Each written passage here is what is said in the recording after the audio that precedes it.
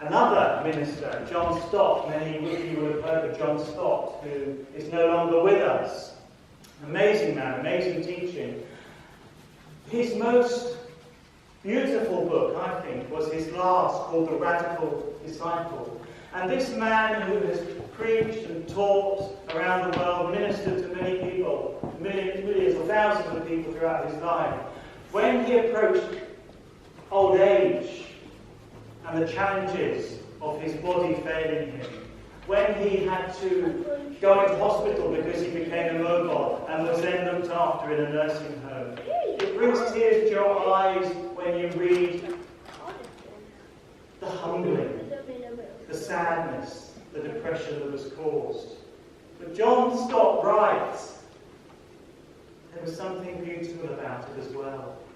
God hadn't given up working in me and transforming me. And that was one of the lessons in later life where I had to learn even more humility and being able to accept the help from other people. And it's true. Somebody mentioned it. Some people might want too much help. And if they're getting help from many people all of the time, dependence on other people can be very, very unhealthy. It has to always be, even as we receive help, balanced with personal responsibility, learning to do stuff for ourselves as well. And often the balance comes, if you receive help, don't do that all your life and all the time. Also give out help. Receive and give at different seasons in your life. What are you like when it comes to receiving help? Do you see it as a weakness? Or a strength? How's this pride versus humility going on within your own heart? Secondly, let's look at that a bit further. How open to help do you want to be? Some people, it's true to say, they prefer to be the helper rather than the helped.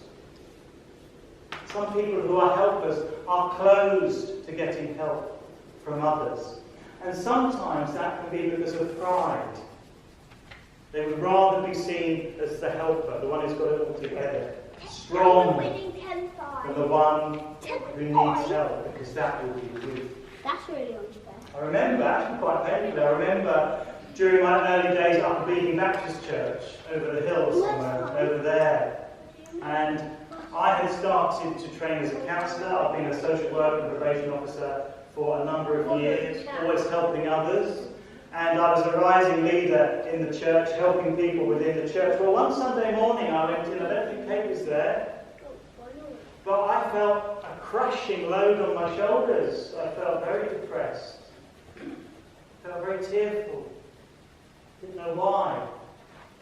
Stress of life, the anxieties of life, maybe even having the challenges of young children and a very stressful job working with some quite dangerous offenders. I don't know what it was, but I felt absolutely awful. I remember sitting there, some of you might be able to relate to that, thinking, I need help, I need help, I need help. I need help, but I don't want to open up to other people because I know I'm vulnerable.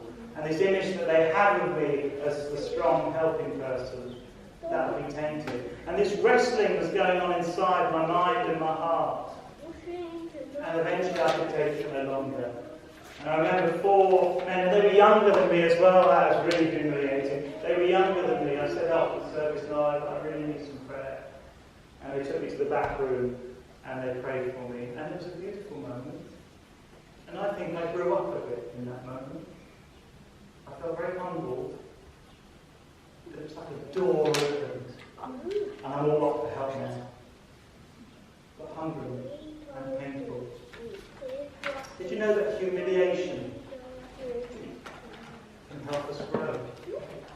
Don't go and humiliate somebody and say, bless you, that's to help you grow. But humiliation can help us grow.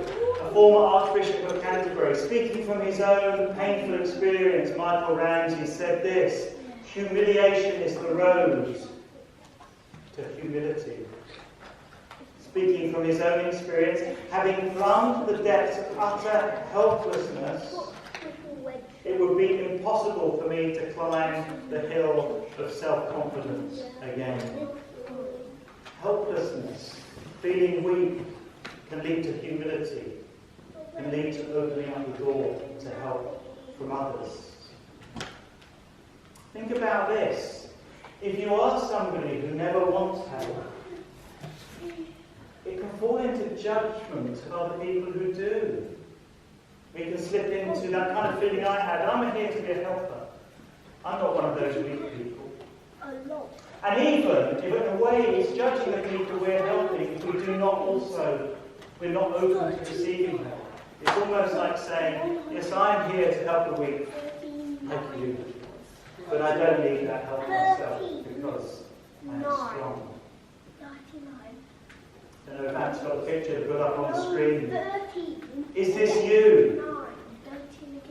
You won't ask for help until you're sinking, almost drowning. And maybe for you the hand then goes under the water because you don't want to ask for help. Thirdly and finally, what kind of help are we talking about that we need to be open to? Well, directly from God, of course, that is key. Jesus said before he was arrested that the Father would be sending the Helper, the Holy Spirit, to come alongside people. So yes, we look to the Helper who is now here with us and will never leave us. But also, God wants to help us through other people. Titus was a God-given gift to Paul. He appeared to be keen and a willing helper for Paul in anything. He was happy to do whatever he could to help Paul for the sake of the gospel, but also, no doubt, because of his love for Paul. Paul could not do it on his own. Actually, as I think about that, did you know God can't do it on his own either? Sounds heretical. God chooses not to do it all on his own.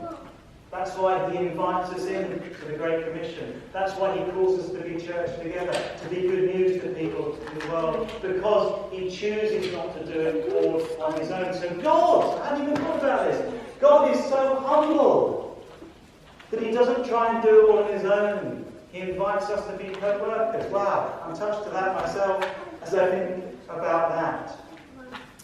You might have to, or you might want to look at the news sheet after the service. But in there's a note from Peter and myself saying that we are always willing to help. And no, we are not going to do everything for any of you. We don't want you to become dependent on us as your ministers. But we are there to come alongside, to encourage, to maybe ask questions, maybe to help discern. Maybe to pray alongside, maybe sometimes to challenge in love, and maybe also to suggest other forms of help. There's others within the church that would love to help you. Be discerning within the church, generally within churches, be discerning because you need to get to know who's offering help. Because we are complicated people in churches. And sometimes people are doing it because they want to be the helper. Sometimes people do it because they want you to become dependent on them because it makes them feel good. And sometimes they can get miffed if you don't thank them enough. So it can be complicated, but we still need to take the risk of being open before each other in church. And yes, there are many resources outside the churches that can be a great source of help. Peter and I are aware of many. Come and ask us. We might not know, and if not, we will get help from somebody else and find out the information. But think of counselling. There are some great counselling services out there. For me, I would always go to a fully trained person who is registered to one of the main counselling and psychological societies. It takes such humility to have counselling. I would say, even though you feel weak, it takes such strength to recognise we need counselling and to go for that first session. It takes humility. And again, I know that from personal experience. I was petrified the first time I went for counselling. But hey, now if I was offered it and it was the right time, I would choose to become vulnerable. In the past, I had no choice. But now I would choose to become vulnerable because I know the benefits of good counselling. Let me draw this together. Receiving help, strength or weakness. I would suggest this morning it is strength in weakness. We need each other. God created us not to be lone rangers, but to be not dependent in an unhealthy way, not codependent, but interdependent with each other. And in fact, think about this, another beautiful thing going on in the church in Corinth. In asking these churches to support the mother church, in encouraging the mother church to be open to the other churches, those with the Jewish background, those with the non-Jewish. Paul was helping to bring the churches together as one, even though we have many different backgrounds. God, through Paul, was bringing about the unity through those helping and those wanting to help. Within his church, the more we help each other and others, the more we are humble enough, you and me, each of us, to receive little bits of help, big bits of help. That will help cement the love we have for each other. That is real. That is real. And that will be an amazing witness to others who see it. We also offer to help them. Let me finish with the words of another Lennon and McCartney song from 1967. What would you think if I sang out of tune? Would you stand up and walk out on me? Lend me your ears and I'll sing you a song. I'll try not to sing out of key. Oh, I get by with a little help from my friends.